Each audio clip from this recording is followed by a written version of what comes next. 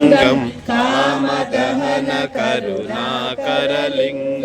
रामनदर्पविनाशकलिङ्गं तत्प्रणमामि सदा शिवलिङ्गं सर्वसुगन्धसुलेपितलिङ्गं बुद्धिविवर्धनकारणलिङ्गं सिद्धसुरासुरवन्दितलिङ्गं तत्प्रणमामि सदा शिवलिङ्गं कनकमहामणिभूषितलिङ्गं फणिपतिवेष्टितशोभितलिङ्गं दक्षयज्ञविनाशकलिङ्गं तत्प्रणमामि सदा शिवलिङ्गं कुङ्कुमचन्दनलेपितलिङ्गं पङ्कजहारसुशोभितलिङ्गं संकितपापविनाशकलिङ्गं तत्प्रणमामि सदा शिवलिङ्गं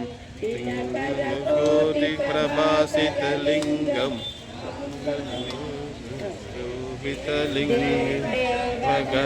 प्रवरार्चितलिङ्गं कामदहनकलिङ्गं करकोटिप्रभासितलिङ्गं तत्प्रणमामि सदा शिवलिङ्गम्।